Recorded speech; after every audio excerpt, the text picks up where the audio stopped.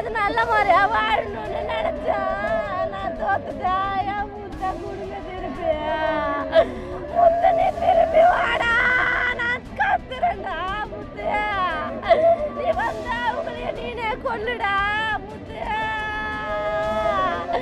நம்ம 2 பேரும் டிவில வருவோன்னு பாத்தியா முத்தா? முத்தா, நம்ம ஊர்வல கார்ல போறான்னு பார்த்தா டிவில வரும்டா. அது நான் மட்டும் தானே நிக்கிறேன், நீ காணும்டா என்ன.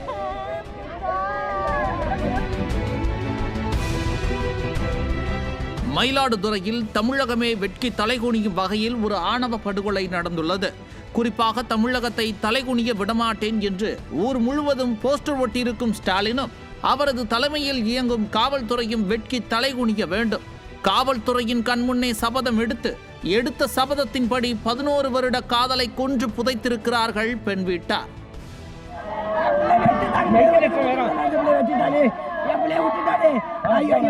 ஐயோ வேணாப்பா, என் பிள்ளை போயிட்டு எனக்கு வேணாம், இதெல்லாம் என் பிள்ளைய பார்த்தாம கொண்டுட்டானே, என் பிள்ளைய பார்த்தாம கொண்டுட்டானே. ஐயோ எனக்கு இது வேணாம். மயிலாடுதுறை அடுத்த அடியமங்கலம் கிராமத்தைச் சேர்ந்த வைரமுத்து என்ற இளைஞர் அதே பகுதியைச் சேர்ந்த பெண்ணை காதலித்துள்ளார். இவ்விவகாரம் பெண் வீட்டாருக்கு தெரிய வரவே பெண்ணின் தாய் வைரமுத்து பணி செய்யும் இடத்திற்கு நேரில் சென்று மிரட்டல் விடுத்திருக்கிறார். நீ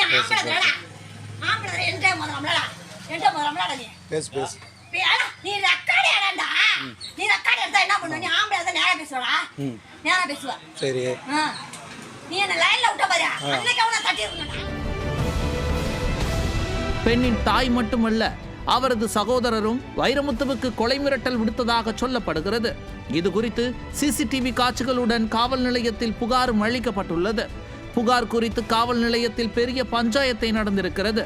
பஞ்சாயத்தின் முடிவில் காதலி தனது காதலனுடன் வாழ விரும்புவதாக அடம்பிடிக்க, காதலியின் குடும்பத்தினரோ காவலர்கள் கண்முன்னே வைரமுத்துவை கொலை செய்வோம், செய்தே தீருவோம் என மிரட்டியதாக தெரிகிறது.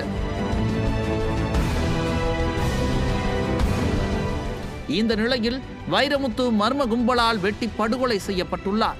11 வருட காதலில் தோற்றுவிட்டேன் என காதலியும், என் மகனை கொன்று விட்டார்களே என தாயும் கதறி அழுகிறார்கள்.